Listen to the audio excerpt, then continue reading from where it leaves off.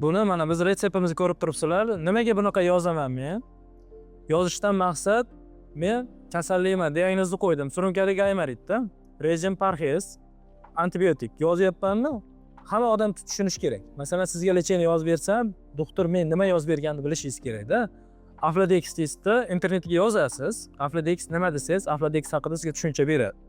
Demak, doktor menga to'g'ri yozibdi antibiotikni, menda gaymaritni uzoq muddatdanmi sal kuchliroqni yozibdi deysiz-da. Ketanal ham shamollashga qarshi ham og'riq qoldiradi. Uni ham bilib olasiz.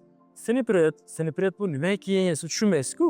Sinipretni ham o'zingiz yozib ko'rasiz, o'zingiz ham tushunasiz, aptekachi ham qiynalmaydi, men ham tushunmayman. Hamma dorini yozishdan maqsad o'zim yaxshi tushunishim kerak, nima yozganligimni. Siz yaxshi tushunishingiz kerak, aptekachi yaxshi tushunishi kerak. Uchalamiz birgalikda davolasa kasallik tezroq yo'qoladi. Sabab shu. Masalan, hozir men Afladex yozib yuborsam, ruchkada yozsam, xunuk yozsam, aptekachi tushunmasdan boshqa dori berib yuborishi mumkin. Siz bu dorini siz ham tushunmaysiz-ku yozuvdi. Siz ham olib borishingiz mumkin. Eng katta xato bo'ladi. Buni hamma tushunadi.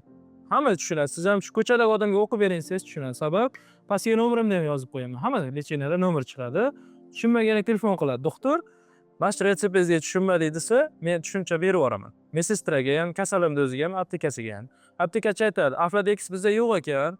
Aka, shuni o'rniga leflaxasin yoki afladol degan haligilar bo'ladi-da, shuni o'rniga. Shuni bersak bo'laveradimi desa, yaxshi bo'ladigan bo'lsa beraver deyman-da. Masalan, hech qanaqa bir firmaga ham aloqasi bo'lmaydi. U kasalni o'ziga ham yaxshi bo'ladi. Shuning uchun kompyuterda yozishdan maqsad shu.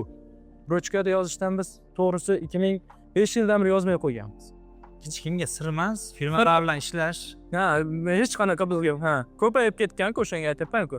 Xohlagan joydan oldiyman-da. Masalan, retsept borib, Mingbuloqdan emas, xohlisi Namangan shahridan oldiyman. Retsept yozdimmi, dorini qaydan olish bizga aloqasi yo'q. Biz faqat kasalni tuzatsa bo'ldi. Maqsad shu. Masalan, hech qanaqa narsa emas. Yoshlar orasida ko'p uchraydigan shu hozir aytib o'tib ketdingiz. Studentlar bo'lishi mumkin, boshqa bo'lishi mumkin yoki sartaroshxonalar kuzatiladi. Boshini yuvadi. Hech qancha vaqt o'tmasdan tashqariga chiqadi. O'zining kundalik hayotini davom ettirib ketadi. Bu narsa qanchalik zararli? Birinchi o'rinda ertalab bosh yuvmaslik kerak, ochig'i.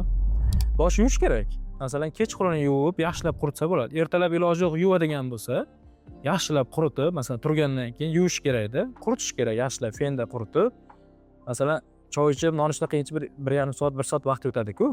O'sha qilib iloji yo'q bo'lsa, shundan chiqsa bo'ladi. Quruq holatda chiqish kerak. Shu holatda ham 1,5 soat vaqt o'tish. 1 soat, 1,5 soat vaqt o'tish kerak. Chunki sochda ildizi to'lib qurimasa, qaytarilib qolaveradi. Bu bitta sabab. Endi gaymarit sabab ko'p deyapman-ku. Gripp bo'lishlari, burunda bekilishlari, keyin o'zini rejim qilmaydi. Masalan, ish kasbga bog'liq kasallikda-ku. Ba'zilar Navoiylarda ko'p uchraydi, issiq sovuqqa kirib chiqaveradi-ku. Burun bo'shlig'ida havo buzilsa ham bunda ham qaytarilib qoladi.